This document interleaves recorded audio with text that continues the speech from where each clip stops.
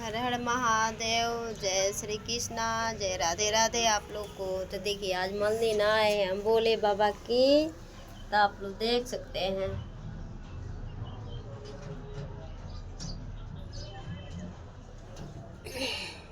हमारे चैनल में आप लोग को स्वागत है। राधे राधे। आप लोग सपोर्ट करें,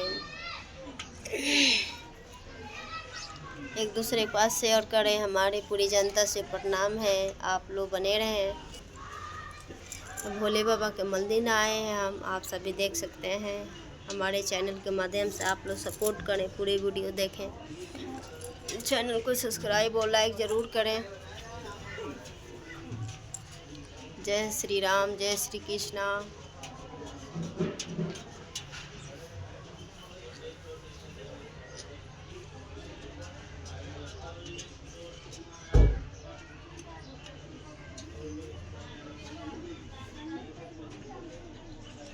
हरि कहाँ से आवेले सदा शिवा, जोड़ी में भभूताली आले हैं।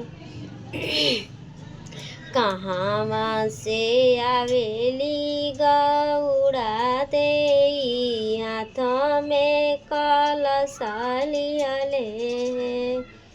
कहाँ से आवेले सदा शिवा, जोड़ी में भभूताली आले हैं।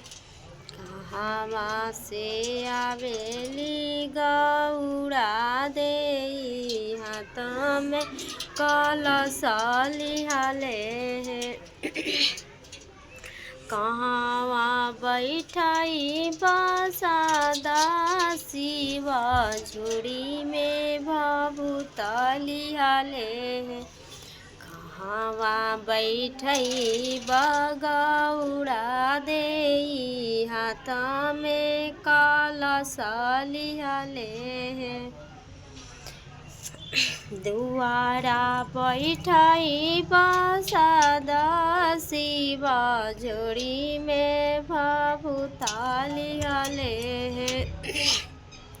आंगना बैठाई बगौरा दे, हाथ में कलशाली आले हैं। काइए खियाई बा महादेव, काइए पियाई बानु।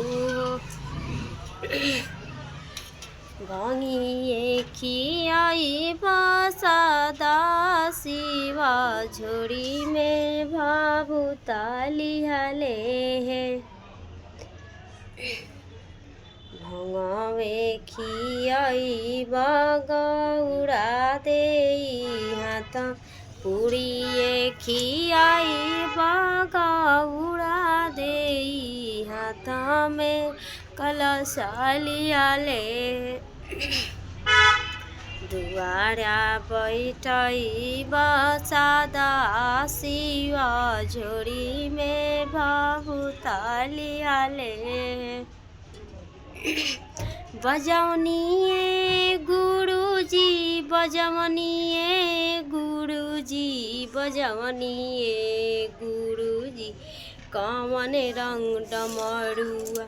बजौनिए गुरुजी, कौन रंग डमरुआ। बजौनिए गुरुजी, बजौनिए गुरुजी, बजौनिए गुरुजी, बजौनिए गुरुजी, कौन रंग डमरुआ। बजौनिए शिवा गुरु। कैसन दुनिया बनौनिए जगत के गुरु, समझ में आवत नइखे शिवा गुरु हमार। चलन माया के डगरिया शिवा गुरु हमार।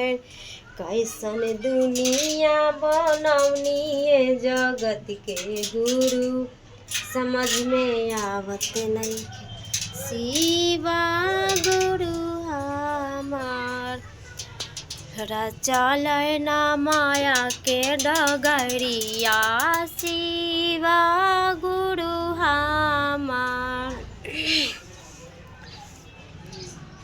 जय महादेव, हर हर महादेव। राव शिष्या हमर रौरा हमार गुरु है महादेव जी। रौरा सिवा कोई ये दुनिया में हमार नहीं है, तो रौरा लोग बस सहारा बनी हमार।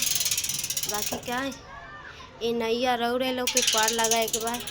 हे बजरंगबली, रौरा से यह विनती बा हे भोले बाबा कि बस ये नैया रौरे ऊपर बा, ही रौरे पार लगाए के बा हे प्रभु। बाकी का हमरा ऊपर कोई नहीं है। अब कैसे दुनिया में खड़ा करे के बा, ये रौरे लोग ऊपर बा हे प्रभु।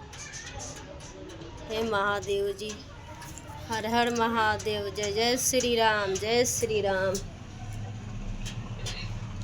जय श्री राम। तो हमारे वीडियो अच्छा लगे भक्ति से जय श्री राम, जय बजरंगबली। श्री राम जानकी बैठे हैं मेरे सीने में। जय श्री राम, जय बजरंगबली। तो कमेंट में जय श्री राम, जय बजरंगबली ज़रूर लिखिएगा आप लोग। जय श्री राम।